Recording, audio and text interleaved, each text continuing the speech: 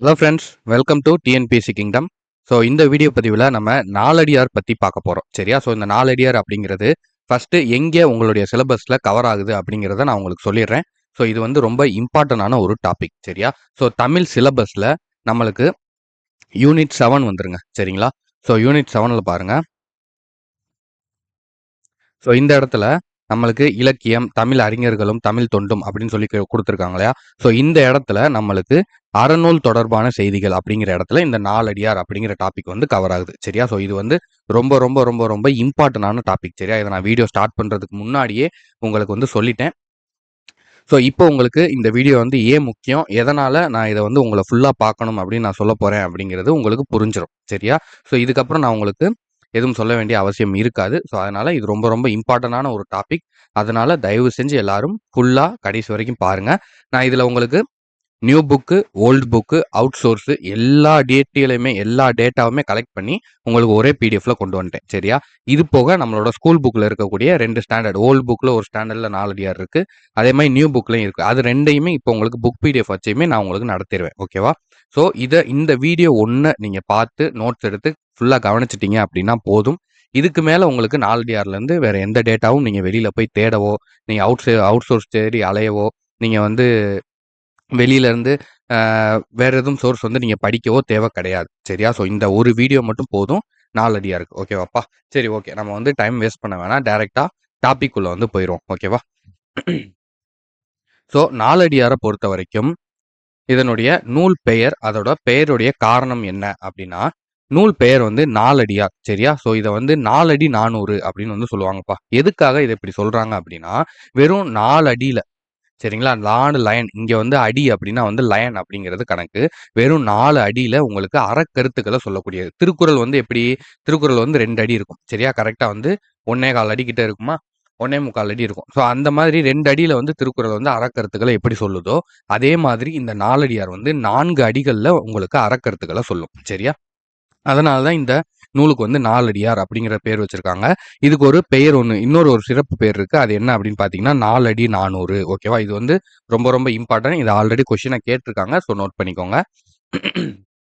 And அதுக்கப்புறம் இந்த பெயரினுடைய பொருள் என்ன அப்படின்னா, அதான் நான் ஆல்ரெடி சொன்ன மாதிரி 4 அப்படின்னா 4 அப்படிங்கிறது அர்த்தம். ஸோ அடி அப்படின்னா செய்யுள் அடிகள். சரியா? லயனை தான் வந்து சொல்றாங்க. 400 அப்படின்னா 400 பாடல்கள். சரியா? 4 செய்யுளடிகளை கொண்ட 400 பாடல்கள் அப்படிங்கிறது தான் பொருள். மொத்தமா 400 பாடல் இருக்கு இந்த நாலடியார்ல. சரியா? ஸோ இந்த கொடுத்துருக்காங்க பார்த்தீங்களா? மொத்தம் 400 செய்யுட்கள்,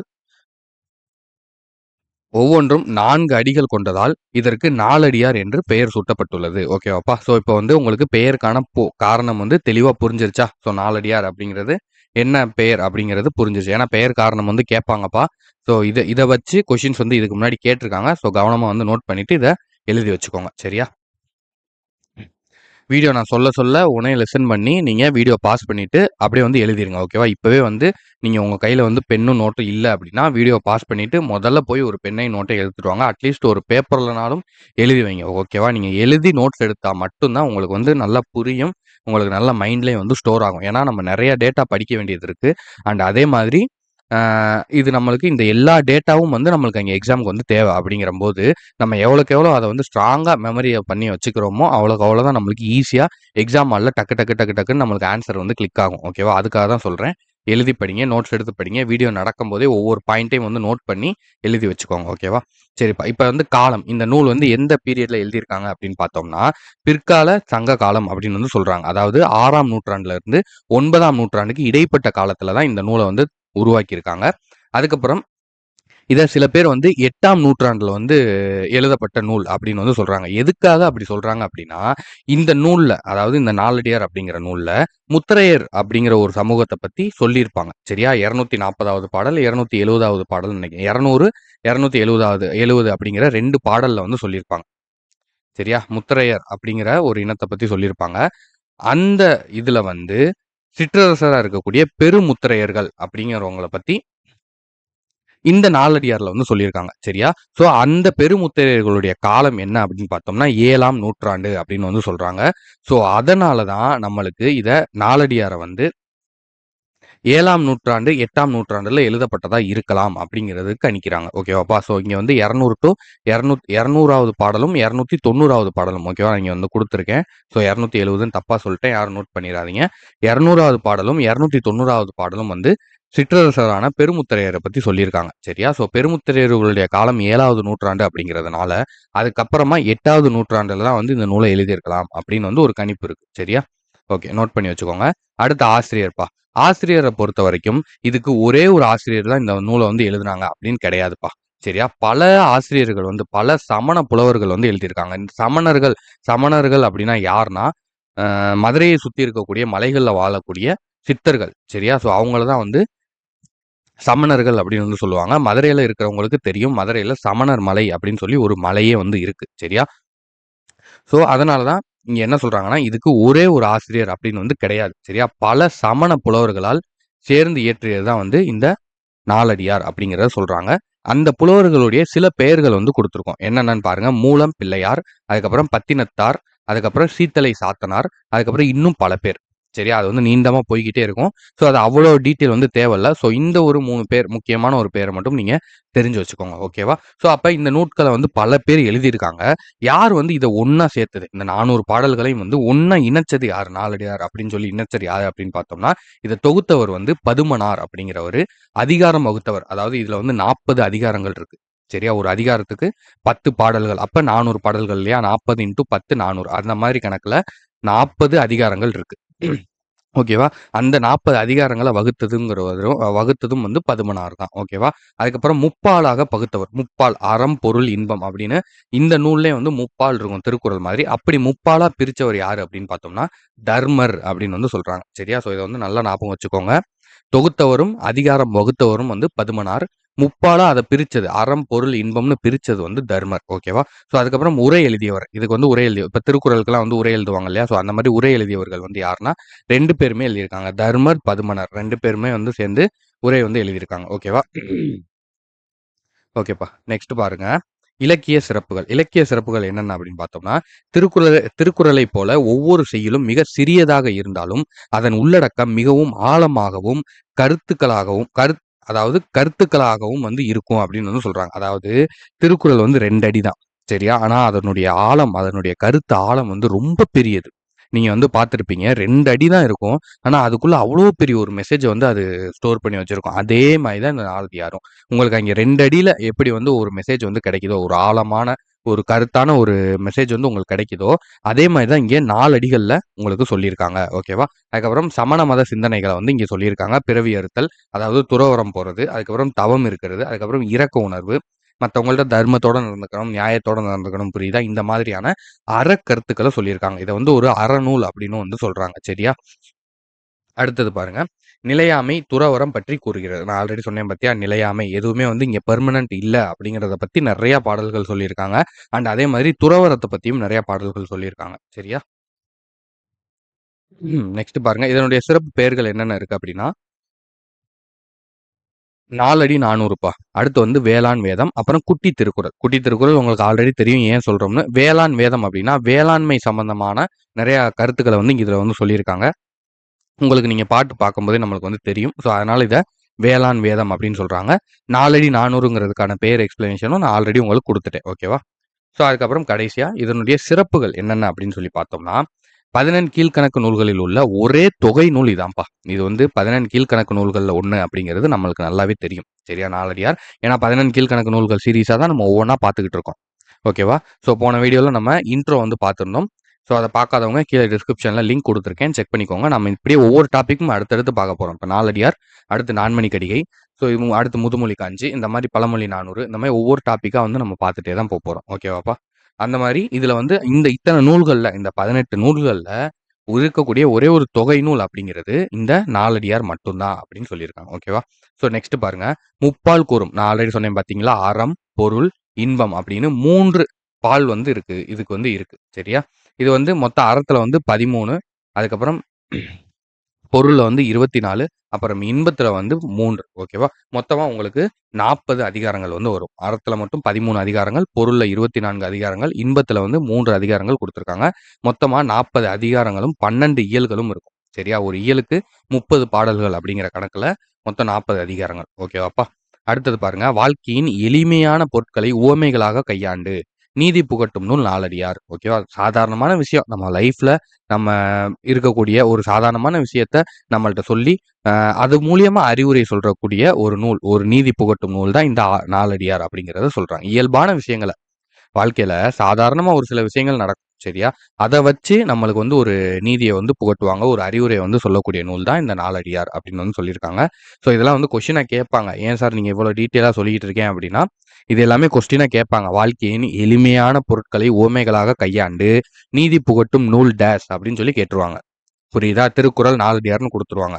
உங்களுக்கு எது அப்படிங்கிறது கன்ஃப்யூஸ் ஆயிரும். ஸோ தெளிவா பார்த்துக்கோங்க. நாலடியாரை ஆங்கிலத்தில் மொழிபெயர்த்தவர் யார் அப்படின்னு பார்த்தோம்னா, ஜி.யு. போப். உங்க எல்லாருக்கும் ஜி.யு. போப் யாருன்னு தெரியும். வீரமாமுனிவர் அப்படின்னு சொல்லி பேர வந்து மாத்திக்கிட்டாரு. ஜி.யு. போப் தான் வந்து இத ஆங்கிலத்துல வந்து மொழிபெயர்த்திருக்காரு. அடுத்து முத்தரையரை பத்தி கூறும் நூல் வந்து இந்த நாலடியார். நம்ம ஆல்ரெடி பார்த்துட்டோம். அப்புறம் இதனுடைய ஒரு சில சிறப்பு கோட்ஸ் ஓகேவா? இந்த ஒரு சில சிறப்பு பழமொழிங்க மாரி சொல்லுவாங்க தெரியுமா? ஸோ அந்த மாதிரியான ஒரு சில கோட்ஸ் இருக்கு. அத பத்தி பார்க்கலாம். "ஆலும் வேலும் பல்லுக்குறுதி, நாலும் இரண்டும் சொல்லுக்குறுதி" அப்படின்னு வந்து சொல்லுவாங்க. இதுல ஆலும், வேலும் அப்படின்னா ஆலமரமும், வேப்ப மரமும். சரியா?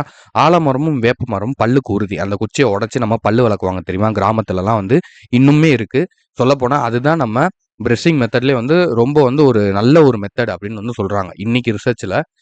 அப்படி பார்க்கும்போது அந்த ஆலும், வேலும் வந்து நம்மளுடைய பல்லுக்கு வந்து ரொம்ப உறுதியானது அப்படின்னு வந்து சொல்றாங்க. அதே மாதிரி 4ம் 2ம் சொல்லுக்குறுதி. புரியுதா? 4ம் 2ம்னா இங்க என்ன சொல்றாங்க? 4ம் அப்படின்னா நாலடியார். 2ம் அப்படின்னா திருக்குறள். ஓகேவா? அத தான் வந்து இங்க மென்ஷன் பண்ணி சொல்றாங்க. நாலடியாரும், திருக்குறளும் உங்களுடைய சொல்லுக்கு உறுதி. உங்களுடைய தன்மை. நீங்க அத 2த்தையும் கத்துக்கிட்டீங்க அப்படின்னா, உங்களுடைய சொல், உங்களுடைய சிந்தனை, உங்களுடைய எண்ணம் எல்லாமே தெளிவா இருக்கும். ரொம்ப வந்து உயர்ந்ததா இருக்கும். அறக்கருத்து உடையதா இருக்கும். உங்களுடைய சொற்கள் ஒவ்வொன்னுமே வந்து அறம் சார்ந்து இருக்கும் அப்படின்னு வந்து சொல்றாங்க. சரியா? ஸோ அடுத்து பாருங்க. பழகு தமிழ் சொல்லரிமை நால் இரண்டில் அப்படின்னு வந்து சொல்றாங்க. அதான் பழகு தமிழ். தமிழ வந்து நீங்க சொல்லரிமை, தமிழினுடைய சொல் அருமை எப்படி இருக்கு? அது ஒரு சொல் அப்படிங்கிறது எவ்வளோ வந்து ஒரு வலிமை மிக்கது. நம்ம பேசக்கூடிய ஒரு ஒரு வார்த்தைகளும், நம்ம பேசக்கூடிய ஒவ்வொரு ஒவ்வொரு விஷயம் வந்து எவ்வளோ தூரம் வந்து அறம் சார்ந்து, நம்ம வந்து ஒழுக்கம் சார்ந்து, நீதி சார்ந்து இருக்கணும் அப்படிங்கிறத இந்த நாலடியார்லயும், திருக்குறள்லயும் வந்து நம்ம தெரிஞ்சுக்கலாம் அப்படின்னு வந்து சொல்றாங்க. அடுத்தது சொல்லாய்ந்த நாலடி நானூறும் நன்கு இனிது அப்படின்னு வந்து சொல்றாங்க. சொல் ஆய்ந்து நம்ம நாலடி 400 வந்து படிச்சோம். நாலடியார வந்து படிச்சோம் அப்படின்னா, நம்ம நன்கு இனிது. அப்பன்னா நம்ம வந்து இன்னும் வந்து இனிமையா சிறப்பு பெறுவோம். நம்ம வந்து மேன்மை அடைவோம் அப்படின்னு வந்து சொல்லியிருக்காங்க. ஓகேவாப்பா? ஸோ இது எல்லாமே நாலடியார பத்தி சொல்லக்கூடிய கோட்ஸ். ஓகேவா? ஸோ அடுத்து பாருங்க பாடல்கள். அதாவது இந்த நாலடியார்ல இன்னும் புத்தகத்துல ஒரு சில இடங்கள்ல பாடத்துக்குள்ள அப்பப்ப அங்கங்க வந்து ஒரு சில லைன்ஸ் வந்து குடுத்திருப்பாங்க. சரியா? ஸோ அந்த மாதிரி நம்மளோட புக்குக்குள்ள இருக்கக்கூடிய பாடல் வரிகள நான் எடுத்து வச்சு அதுக்கான விளக்கமும் வந்து உங்களுக்கு குடுத்துருக்கேன். ஏன்னா, அதுலருந்து கேட்டுட்டு கூட நாங்க நாலடியார் குடுத்துருக்கோம்ல அப்படின்னு வந்து நம்மள்ட்ட வந்து சொல்லுவாங்க. சரியா? நம்ம எல்லாத்துக்குமே தயாரா இருப்போம். நம்ம ஆல்ரெடி சொன்னது தான். நம்மள வந்து அவங்க வந்து ப்ரிடிக்ட்டே பண்ணக்கூடாது. நம்ம அதாவது டிஎன்பிஎஸ்சி என்ன பண்ண போதோ அப்படிங்கிற சூழ்நிலை மாறி, நம்ம ஸ்டூடண்ட்ஸ் வந்து என்னென்ன எப்படி எப்படி இப்ப எழுதப் போறாங்களோ, எப்படி அவங்கள நம்ம சமாளிக்க போறோமோ, அப்படிங்கிற சூழ்நிலைக்கு நம்ம டிஎன்பிஎஸ்சிய கொண்டு வரணும். புரியுதா? நீங்க அந்த அளவுக்கு நீங்க தயாராயிரணும். அவங்களே கொஸ்டின் எடுக்க முடியாம வந்து அவங்க திணறணும். சரியா? ஸோ அந்த அளவுக்கு நீங்க வந்து தயாராகுங்க. கண்டிப்பா உங்கனால முடியும். ஸோ அந்த ஒரு ஸ்டூடண்ட்ஸ தான் வந்து நம்ம உருவாக்கிக்கிட்டு இருக்கோம். ஸோ அதனால கண்டிப்பா அதுக்கான வேலைகள் சரியா போய்க்கிட்டு இருக்கு. கண்டிப்பா நீங்களும் வந்து நம்பிக்கையோட படிங்க. நம்பிக்கையோட வந்து போராடுங்க. நம்ம எல்லா வகையிலயுமே வந்து எல்லா சைடுமே வந்து எல்லாத்தையும் கிராக் பண்ணி போய்க்கிட்டு தான் இருக்கோம். கண்டிப்பா வெற்றி நம்மளுக்கு உறுதி. சரியா? வரப்போற குரூப் 4ல நம்மளுக்கான வெற்றி வந்து உறுதி. ஸோ அத மனசுல வச்சுக்கிட்டு தைரியமா படிச்சுக்கிட்டே இருங்க. சரியா? எங்கேயுமே வந்து ஸ்டாப் பண்ணாதீங்க. ஸோ இப்ப பாடல்கள பார்த்தோம் அப்படின்னா, என்ன குடுத்துருக்காங்கன்னு பாருங்க. "குஞ்சி அழகும் கொடுந்தானை கோட்டழகும் மஞ்சள் அழகும் அழகல்ல. நெஞ்சத்து நல்லம் யாம் என்னும் நடுவு நிலைமையால் கல்வி அழகே அழகு" அப்படின்னு வந்து சொல்லியிருக்காரு. சரியா? ஸோ இத பார்க்கும்போதே உங்களுக்கு ஓரளவுக்கு புரிஞ்சிருக்கும். என்ன சொல்றாங்கன்னா, மனிதனுக்கு கூந்தலின் அழகோ, இல்ல வண்டியின் அழகோ, இல்ல அதான் வண்டியின் அழகுனா என்ன சொல்றாங்கன்னா, வேறு பொருள்களுடைய அழகோ, மஞ்சளின் அழகோ உண்மையான அழகு கிடையாது. மனதில் நல்லறிவு, நீதி நெறி, நல்ல குணம் போன்றவற்றை தரும் கல்வி அழகே உண்மையான அழகு அப்படின்னு வந்து சொல்லியிருக்காங்கப்பா. அதாவது நம்ம மேக்கப் போட்டுக்கிறதோ, நம்ம அழகழகா ட்ரெஸ் போட்டுக்கிறதோ, ஷூ போட்டுக்கிறதோ, தலை சீவிக்க இதெல்லாம் வந்து உண்மையான அழகே கிடையாது. ஒரு மனிதனுக்கு. உண்மையான அறிவு எதுனா, நல்ல அறிவு. நீதியோட நடக்கிறது. நெறி தவறாம நடக்கிறது. நல்ல குணம் இருக்கிறது. அறம் சார்ந்து இருக்கிறது. உண்மைய பேசுறது. இந்த மாதிரியான நம்மளுக்கு வந்து இந்த மாதிரியான குணங்கள தரக்கூடிய கல்வி, எஜுகேஷன் தான் வந்து உண்மையான அழகு அப்படின்னு வந்து சொல்றாங்க. சரியா? இது உங்களுக்காகவே குடுத்த ஒரு கோட்ஸ் மாரி இருக்கும். இன்னொரு பாட்டும் இருக்கு. அது அப்படியே உங்களுக்காக உள்ள மாரியே இருக்கும். ஸோ இதையும் வந்து நீங்க எழுதி வச்சுக்கோங்க. உங்க மனசுல நல்லா பதிய வச்சுக்கோங்க. கல்வி தான் நம்மளுக்கு உண்மையான அழகு அப்படிங்கிறத தெரிஞ்சுக்கோங்க. ஸோ அடுத்த பாடல் பார்க்கலாம். கல்வி கரையில கற்பவர் நாள் சில, மெல்ல நினைக்கின் பிணிபல, தெள்ளிதின் ஆராய்ந்து அமைவுடைய, கற்பவே நீரொழிய பாலுன் குருவின் தெரிந்து அப்படின்னு வந்து சொல்லியிருக்காங்க. சரியா? இதுக்கு என்ன சொல்றாங்க அர்த்தம் அப்படின்னா, கல்விக்கு கடல் போல் முடிவே கிடையாது. ஆனால் கற்கும் காலம் மிக குறைவு. அதனால் மெல்ல மெல்ல கற்றால் பலவித நோய்கள் வந்து கற்றலை தடுக்கும். எனவே நன்கு ஆராய்ந்து திட்டமிட்ட முறையில் பால் குடிக்கும் குருவி நீர் குடிப்பது போல் நிதானமாகவும் தெளிவாகவும் கல்வி கற்றுக்கொள்ள வேண்டும் அப்படின்னு வந்து சொல்லியிருக்காங்க. ஓகேவாப்பா? அதாவது கல்வி வந்து கடல் மாதிரி. அதை வந்து நம்மளால கற்று முடிக்கவே முடியாது. நம்மளோட வயசு நம்ம வந்து 100 வருஷம்ப்பா. இப்போ வருஷம் நம்ம பிறக்கிறோம். ஒரு வயசு நம்மளுக்கு. நம்மளுக்கு 100 வயசு வரைக்கும் நம்மளுக்கு லைஃப். நம்ம ஒரு வயசு பிறக்கும்போதே நல்லா படிக்கிற அறிவோட நம்ம நாலேஜா வந்து பிறந்துட்டோம்னு வச்சுக்கோங்களேன். அப்ப ஒரு வயசுலேருந்து நம்ம ஸ்டார்ட் பண்றோம். ஒவ்வொரு புக்கா படிக்க ஸ்டார்ட் பண்றோம். 100 வயசுக்குள்ள இந்த உலகத்துல இருக்க எல்லா புக்கையும், எல்லா கல்வி அறிவையும் நம்ம படிச்சு முடிச்சிருவோமா அப்படின்னு கேட்டோம்னா, அதுக்கு வாய்ப்பே கிடையாது. புரியுதா? ஏன்னா அவ்வளோ லட்சக்கணக்கான புத்தகங்கள், லட்சக்கணக்கான அறிவு சார்ந்த விஷயங்கள், லட்சக்கணக்கான இலக்கியங்கள், இலக்கணங்கள் வந்து இருக்கு. புரியுதா? அத வந்து நம்மனால எல்லாத்தையும் கன்சியூம் பண்றது அப்படிங்கிறது முடியாத காரியம். நம்மனால கொஞ்சம் தான் படிக்க முடியும். அதுவும் கொஞ்சம் கொஞ்சமா தான் நம்ம படிக்க முடியும். ஆனா அப்படி நம்ம கொஞ்சம் கொஞ்சமா படிக்கும்போது நம்மளுக்கு நெறைய பிரச்சனை வரும். உடம்பு சரியில்லாம போகும். வீட்ல யாருக்கா முடியாம போகும். குழந்தைகளுக்கு உடம்பு சரியில்லாம போகும். மாமனார், மாமியாருக்கு உடம்பு சரியில்லாம போகும். அப்பா, அம்மா வந்து பாத்துக்கிற சூழ்நிலை வரும். வெளியூருக்கு போற மாரி இருக்கும். விசேஷம் வரும். இந்த மாரி பல பிரச்சனைகள். கரண்ட் இல்லாம போகும்.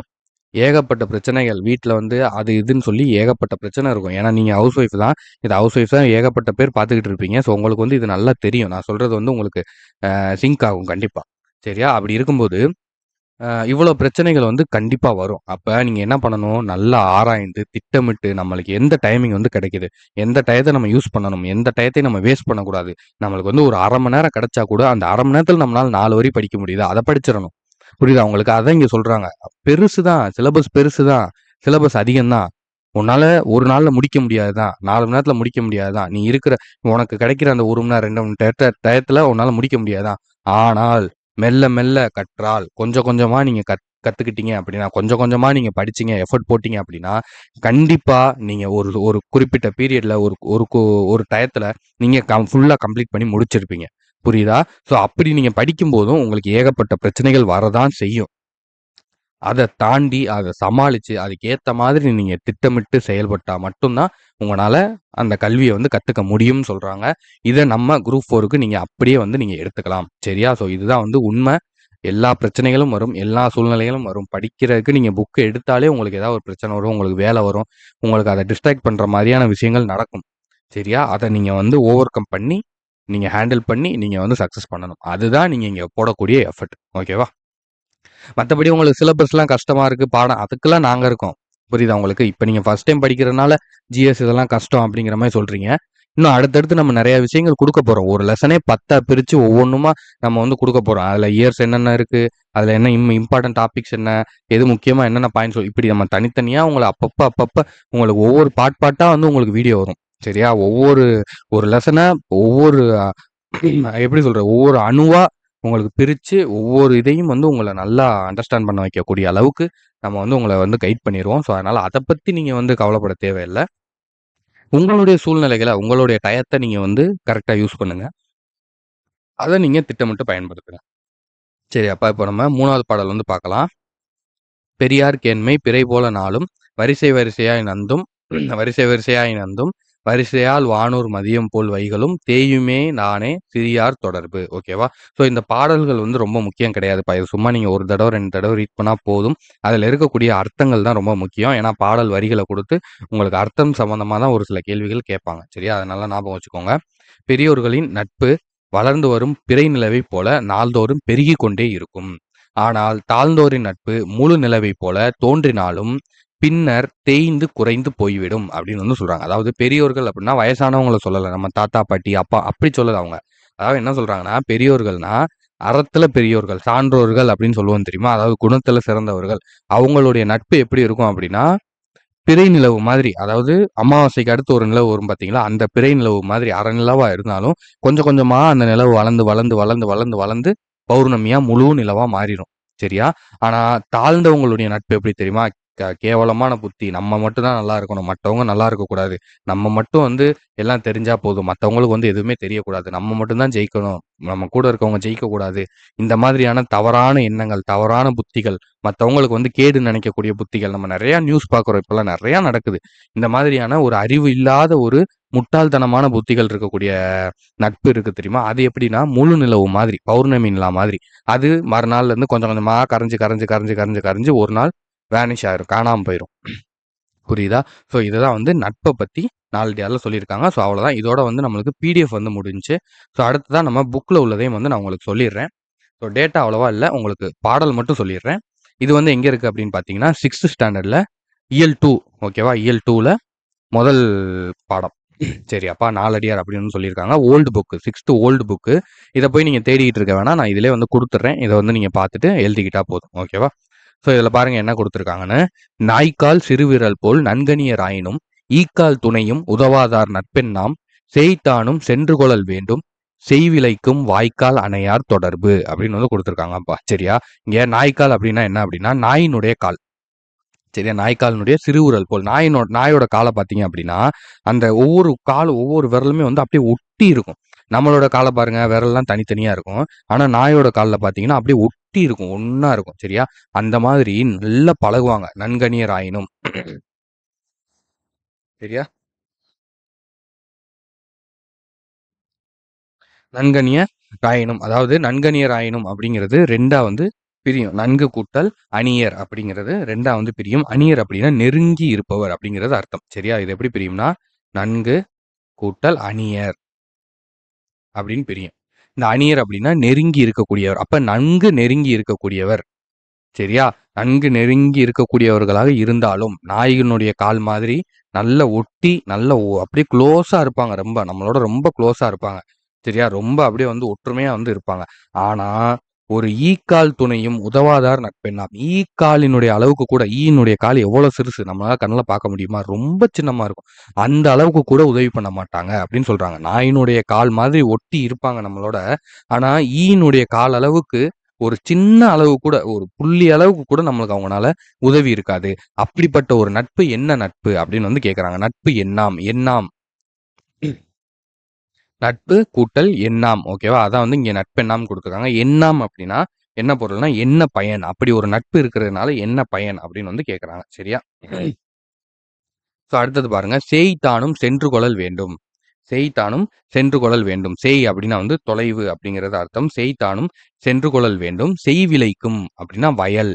செய் அப்படின்னா வயல். அப்ப வயல் விலைக்கும் வாய்க்கால் அணையார் தொடர்பு. ஓகேவா? அதாவது என்ன பொருள் சொல்றாங்க அப்படின்னா, வாய்க்கால் வந்து எங்கேயோ இருக்கக்கூடிய நீரை வந்து நம்மளுக்கு கொண்டு வரும். இப்ப எங்கேயோ டேம்ல தண்ணி தொறந்து விடுறாங்கன்னு வைங்களேன். டேமுக்குள்ள இருந்து அப்படியே நேரா பைப்பு மூலியமா நம்மளுக்கு இடத்துக்கு வந்து வந்துராது. கிராமத்துல இருக்கிறவங்களுக்கு நல்லா தெரியும். ஸோ அந்த ஆத்து பாசனம் ஆறு வந்து எங்கேயோ ஓடிக்கிட்டு இருக்கும். அத விட்டு கொஞ்சம் தள்ளி ஒவ்வொரு இடமா இருக்கும். ஒவ்வொரு வயக்காடா இருக்கும். ஒவ்வொரு வயலா இருக்கும். ஸோ அந்த ஒவ்வொரு வயலுக்கும் அந்த தண்ணி எப்படி பிரிஞ்சு வரும்னா, வாய்க்கா வெட்டி விட்டுருப்பாங்க. அந்த வாய்க்கால ஓடி தான் ஒவ்வொரு இடத்தையும் போய் அந்த தண்ணி வந்து சேரும். இப்ப ஒரு தென்னந்தோப்பு இருக்கு அப்படின்னா, அந்த தென்னந்தோப்புல ஒரு ஸ்டார்ட்டிங் இடத்துல வந்து மோட்டர் வந்து போர் வந்து போடுவாங்க. அங்க வந்து அந்த பம்பு செட்ட, மோட்டர் செட்ட போடுறாங்க அப்படின்னா, அந்த தண்ணி வந்து அந்த கடைசி தென்னை மரம் 1000 மரம் இருக்குன்னா, அந்த கடைசி மரம் வரைக்கும் வாய்க்கா மூலியமா தான் போய் பாயும். அந்த மாதிரி அந்த வாய்க்கால் எப்படி எங்கேயோ இருக்கக்கூடிய நீர நன்மைக்காக அந்த மரத்துக்கிட்ட கொண்டு வருதோ, அவ்வளோ தூரத்துல இருந்தாலும், தொலைவுல இருந்தாலும் கொண்டு வந்து சேர்க்குதோ, அந்த மாதிரி இப்ப வயலுக்கு வந்து அத பாய்ச்சு நன்மை செய்யுதோ, அந்த மாதிரி நம்மளுடைய வாழ்க்கையில நம்மளுக்கு உதவி பண்ணணும்னு நினைக்கக்கூடிய மக்கள், நல்லது பண்ணணும்னு நினைக்கக்கூடிய மக்கள், எங்க இருந்தாலும் நம்ம அவங்கள தேடி போயி நம்ம அவங்களோடயே பழகணும். நம்ம அவங்களோட வந்து நட்ப வந்து ஏற்படுத்திக்கணும் அப்படின்னு வந்து சொல்றாங்க. சரியா? அந்த மாதிரியான மனிதர்கள் நெறைய பேர் இருக்காங்க அப்படிங்கிறத சொல்றாங்க. என்னதான் இப்ப சிம்பிளா எடுத்துக்கணும்னா, நாய்க்கால் வந்து ஒட்டி இருக்கிற மாதிரி நம்மளோட என்னதான் ஒட்டி பழகுனாலும், ஒரு ஈக்கால் அளவுக்கு கூட நம்மளுக்கு உதவி வந்து கிடையாது. சரியா? இல்லாதவங்க. அப்படி இருக்கிறவங்களோட நட்புனால நம்மளுக்கு என்ன பயன்? அப்படி இருக்கவங்களுடைய நட்ப நீங்க வச்சுக்காதீங்க. ஆனா அதுவே வாய்க்கால்ங்கிறது தண்ணி எங்கேயோ மோட்டர் வரும். எங்கேயோ வந்து தண்ணி பிரியும். அத வந்து எல்லா மரத்துக்கும் கொண்டு போய் சேர்க்குது பார்த்தீங்களா? ஒரு நன்மைய வந்து செய்து இந்த மாதிரி எவ்வளோ தொலைவுல இருந்தாலும் ஒரு நன்மைய செய்யக்கூடிய நல்லவர்கள் வந்து இருக்காங்க. இந்த வாய்க்கால் மாதிரியான நல்லவர்கள் இருக்காங்க. அந்த மாதிரியான நல்லவர்களுடைய நீங்க எங்க இருந்தாலும் நீங்க தேடி போய் அவங்களோட பழகுங்க அப்படிங்கிறது தான் இந்த பாடலுக்கான அர்த்தம். சரியா? சொற்பொருள் பார்த்துக்கோங்க. நாய்க்கால் அப்படின்னா நாயின் கால், ஈக்கால்னா ஈயின் கால், அப்புறம் நன்கணியர் அப்படின்னா நான் ஆல்ரெடி சொன்னது தான். நன்கு கூட்டல் அணியர். அணியர்னா நெருங்கி இருப்பவர்கள். எண்ணம்னா என்ன பயன் அப்படிங்கிறது அர்த்தம். எண்ணம்னா சேய் அப்படின்னா வந்து தொலைவு. சேய்மை அப்படின்னா தொலைவு. செய் அப்படின்னா வயல். அணையார் அப்படின்னா போன்றோர் அப்படிங்கிறது அர்த்தம். சரியா? இந்த செய் அப்படிங்கிறத நோட் பண்ணிக்கோங்க. இது வந்து ரொம்ப இம்பார்ட்டன்ட். இது எல்லாமே நம்ம வந்து பார்த்துட்டோம் ஆல்ரெடி. ஓகேவா? இதை நீங்கள் ரீட் பண்ணிக்கிறீங்க அப்படின்னா வீடியோ பாஸ் பண்ணி அப்படியே ரீட் பண்ணிக்கோங்க. இது எல்லாமே வந்து நம்ம ஆல்ரெடி உள்ள சொன்னது தான். இது எதுவும் புதுசாக எதுவும் கிடையாது. இதில் பாருங்க பொருள். அணியர் அப்படின்னா என்னப்பா? நன்கு, அதாவது நெருங்கி இருப்பவர். அணியர்னா நெருங்கி இருப்பாங்க. அணியர் அப்படியே கூடயே இருப்பாங்க. சரியா? அடுத்து செய் அப்படின்னா வயல். ஓகேவா? நான் சொன்னேன் இல்லையா? செய் அப்படின்னா வயல். பிரித்து எழுதுக. நாய்க்கால் அப்படின்னா நாய் கூட்டல் கால் அப்படின்னு வரும். எழுதிக்கோங்க. நாய் கூட்டல் கால் அப்படின்னு வரும். சரியா? நன்கணியர் அப்படின்னா நன்கு கூட்டல் அணியர். ஓகேவா? நன்கணியர் அப்படிங்கிறத எழுதிக்கோங்க. அடுத்து நட்பெண்ணாம் அப்படின்னா நட்பு கூட்டல் எண்ணாம். ஓகேவா? இப்படிதான்ப்பா பிரியும். சரியா? இப்படிதான் பிரியும். இது எழுதிக்கோங்க. அடுத்து கோடிட்டிடம். நாலடியார் டேஸ் நூல்களில் ஒன்று. நாலடியார் என்னது? 11 கீழ்கணக்கு நூல்களில் ஒன்று. ஓகேவா? எழுதிக்கோங்க. நான் ஷார்ட் ஃபார்மா எழுதுறேன். நீங்க ஃபுல்லா எழுதி வச்சுக்கோங்க. 11 என்பதற்கு என்ன பொருள் அப்படின்னா 11 என்பதற்கு 18 என்பது பொருள். சரியா? 18 தான் 11 அப்படிங்கிறதுக்கு பொருள். இப்போ அடுத்து பாருங்க 7th போயிடலாம். ரொம்ப சின்ன ஒரு பாடல் தான். ஓகேப்பா. இதை வந்து பார்த்துடலாம். அழியா செல்வம் அப்படின்னு சொல்லி 7th இயல் 5ல் வந்து கொடுத்துருக்காங்கப்பா. முதல் செய்யுள் பகுதி. இதில் என்ன கொடுத்துருக்காங்க பாருங்க. அதாவது இந்த பாக்ஸ் வந்து ரொம்ப இம்பார்ட்டன்ட். இந்த பாக்ஸை நீங்க படிச்சீங்கனாலே உங்களுக்கு உள்ள என்ன இருக்கு அப்படிங்கிறது வந்து தெரிஞ்சிடும். சரியா? கண்டிப்பா அந்த பாக்ஸ்ல இருந்து ஒரு சில கேள்விகளும் இருக்கு. எல்லாத்துலயுமே இந்த பாக்ஸை வந்து ஒரு ரீடு மட்டும் பண்ணிக்கோங்க. ஓகேவா? பெற்றோர்கள் தங்கள் குழந்தைகளுக்கு பல வகையான செல்வங்களை சேர்த்து வைக்கின்றனர். கரெக்ட். அவற்றுள் சில செல்வங்கள் களவு போகவோ அழியவோ கூடும். ஆமா, உண்மைதான். ஆகையால் பெற்றோர் தம் குழந்தைகளுக்கு சேர்த்து வைக்க வேண்டிய செல்வங்களுள் சிறந்ததும் அழியாததும் ஆகிய செல்வத்தை பற்றி அறிவோம். சரியா? அப்ப என்ன சொல்றாங்கன்னா, நம்மளுடைய பேரண்ட்ஸ் வந்து நிறைய செல்வங்களை சேர்த்து வைப்பாங்க. ஆனா அது வந்து களவு போயிடும், இல்ல அழிஞ்சு போயிடும். அப்படி களவு போகாத, அழிஞ்சு போகாத ஒரு செல்வத்தை பத்தி நம்ம பார்க்கலாம் அப்படின்னு வந்து சொல்றாங்க. அதை பத்தி ஒரு பாடல் வந்து நம்மளுக்கு சொல்லியிருக்காங்க. என்னங்கிறத பார்க்கலாம். ஓகேவா? இதுல பாருங்க. வைப்பொலி கோட்படா வாய்த்தீயிற் கேடில்லை மிக்க சிறப்பின் அரசர் சென்றிருள்வார். சாரிப்பா. வைப்புலி கோட்படா வாய்த்தீயிற் கேடில்லை மிக்க சிறப்பின் அரசர் செறின்வல்வார் எச்சம் என ஒருவன் மக்கட் செய்வன விச்சை மற்று அல்ல பிற அப்படின்னு வந்து சொல்லியிருக்காங்க. மிக்க சிறப்பின் அரசர் செறின்வல்வார் எச்சம் என ஒருவன் மக்கட் செய்வன விச்சை மற்று அல்ல பிற அப்படின்னு வந்து சொல்றாங்க. சமண முனிவர் வந்து எழுதியிருக்காங்க. அதான் நம்மளுக்கு தெரிஞ்சதான் நம்மளுக்கு ஆல்ரெடி. சொல்லும் பொருளும் பாருங்க. வைப்புலி அப்படின்னா பொருள் சேமித்து வைக்கக்கூடிய ஒரு இடம், பெட்டகம். சரியா? ஒரு இடம்னு வந்து வச்சுக்கலாம். ஒரு பீரோ, நம்ம இன்னைக்கு பேங்க் லாக்கர், இப்படி நீங்க எது வேணாலும் வச்சுக்கோங்க. சரியா? கோட்படா அப்படின்னா ஒருவரால் கொல்லப்படாது, ஒருவரால் அழிக்க முடியாது. கோட்படா அப்படின்னா அதை வந்து உன்னால பிடிக்கவே முடியாது, அதை வந்து உன்னால செய்யவே முடியாதுன்னு இருக்கும் தெரியுமா? அந்த மாதிரியான ஒரு விஷயம். வாய்த்து ஈயில் அப்படின்னா வாய்க்கும்படி கொடுத்தலும்.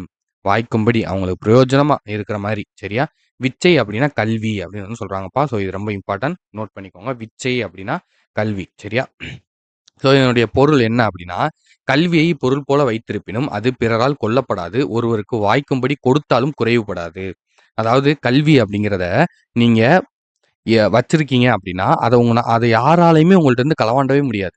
உண்மைதானே? இப்ப நீங்க வந்து நல்லா படிச்சிருக்கீங்க அப்படின்னா, இப்ப அந்த விஷயத்த வந்து நீங்க 4 பேருக்கு இப்ப எனக்கு வந்து டிஎன்பிஎஸ்சி பத்தி தெரியுதுப்பா. இத பத்தி நான் உங்களுக்கு வந்து சொல்லி தரேன். இப்ப இதனால வந்து எனக்கு எதுவும் வந்து குறைய போதா? இப்ப இதனால வந்து எனக்கு எதுவும் வந்து மறந்து போதா? இப்ப நாலடியார் பத்தி உங்களுக்கு நடத்திட்டேன். இனிமே வந்து எனக்கு நாலடியார் பத்தி தெரியாதுப்பா. என்ட்ட இருந்தத பூரா நான் உங்கள்ட்ட குடுத்துட்டேன்ப்பா. அவ்வளவுதான்ப்பா என் நாலேட்ஜ் முடிஞ்சுப்பா. நாலடியார்னா என்னன்னே எனக்கு தெரியாதுப்பா. அப்படியா இருக்கும்? அப்படி கிடையாது. புரியுதா? குடுக்க குடுக்க இது வந்து குறைவில்லாதது. குடுக்க குடுக்க வளர தான் செய்யும். சரியா? அந்த மாதிரி தான் வந்து சொல்றாங்க. மிக்க சிறப்பினை உடைய அரசராலும் கவர முடியாது. ஆதலால் ஒருவர் தம் குழந்தைகளுக்கு சேர்த்து வைக்க வேண்டிய செல்வம் கல்வியே ஆகும்னு சொல்றாங்க. நம்ம மேல என்ன பார்த்தோம்? பெற்றோர்கள் வந்து காசு, பணம், நகைன்னு சேர்த்து வைக்கிறாங்க. ஆனா அதை வந்து என்னைக்குனாலும் களவு போயிடும். என்னைக்குனாலும் யாரோ ஒரு ஆள் எடுத்துட்டு போயிருவாங்க. ஆனா கல்வி வந்து அப்படி கிடையாது. நீ கல்விய வச்சிருந்த அப்படின்னா, அத யாராலயுமே எடுக்க முடியாது. நீ 4 பேருக்கு வந்து நீ குடுத்தினாலும் அது வந்து குறையாது. மிகப்பெரிய அரசரா இருக்கலாம். மிகப்பெரிய வந்து பிரைம் மினிஸ்டரா இருக்கலாம். சிஎம்மா இருக்கலாம். யார் நெனச்சாலும் அந்த கல்விய வந்து உன்கிட்ட இருந்து பறிக்க முடியாது. ஸோ, அப்ப கல்வி தான் நீங்க உங்களுடைய குழந்தைகளுக்கு சேர்த்து வைக்கக்கூடிய உண்மையான செல்வம். ரியல் அசெட் வந்து உங்களுக்கு எஜுகேஷன் தான் அப்படிங்கிறத சொல்றாங்க. கல்வி தான் அப்படிங்கிறத சொல்றாங்க. ஓகேவா? ஸோ இது எல்லாமே வந்து நம்ம ஆல்ரெடி உள்ள பார்த்தது தான்ப்பா.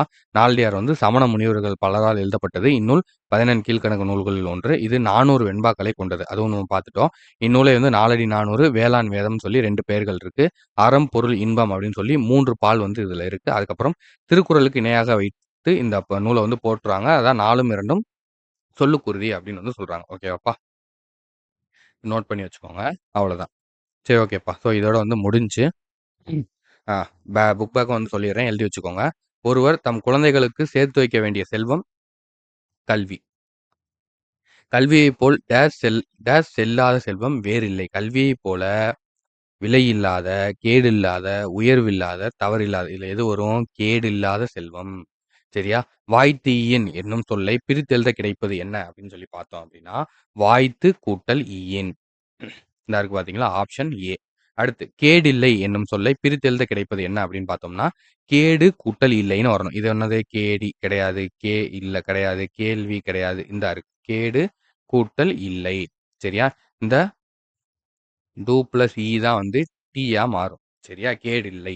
அடுத்து எவன் பிளஸ் ஒருவன் என்பதனை சேர்த்தெழுதும் கிடைக்கும் சொல் என்ன அப்படின்னு பார்த்தோம்னா, எவன் ஒருவன் வரும். எவன் ஒருவன் இந்தா இருக்கு பார்த்தீங்களா? ஆப்ஷன் இ தான் சரியான ஆன்சர். எவன் ஒருவன். ஓகேவா? ஏன்னா இந்த இன்ன பிளஸ் ஓ தான் வந்து உங்களுக்கு நோவா மாறும். ஓகேவா? இங்க இருக்கு பார்த்தீங்களா? நோ. இதான் வந்து இந்த இன்னு பிளஸ் ஓ. இது 2ம் சேர்ந்து தான் இந்த நோவா வந்து மாறும். அப்ப பேலன்ஸ் என்ன இருக்கு? ஏ, வா. இங்க வந்து இந்த மிச்ச எழுத்து இருக்கா? அப்ப இதுதான் வந்து இதுதான ஆன்சர். ஓகேவா? இது வந்து டீட்டெயிலா சொல்றேன். சும்மா ஒரு இதுக்கு. இத பத்தி நம்ம நெறைய படிப்போம். இது தனியா ஒரு பாடமே வந்து நம்ம பார்க்க வேண்டியது இருக்கு. ஸோ, அதெல்லாம் நம்ம பார்க்கலாம். சரியா? ஓகேப்பா. சரி ஓகே. அவ்வளோதான். இதோட இந்த வீடியோ வந்து முடிச்சுக்கலாம். ஸோ, நான் உங்கள நெக்ஸ்ட் வீடியோல வந்து பார்க்குறேன். இது போக உங்களுக்கு வேற எதுவும் டவுட் இருக்கு அப்படின்னா, கீழ கமெண்ட்ல வந்து தெரியப்படுத்துங்க. நான் உங்களுக்கு அதுக்கான ஆன்ஸர வந்து உங்களுக்கு அடுத்தடுத்த வீடியோல சொல்றேன். தேங்க் யூப்பா.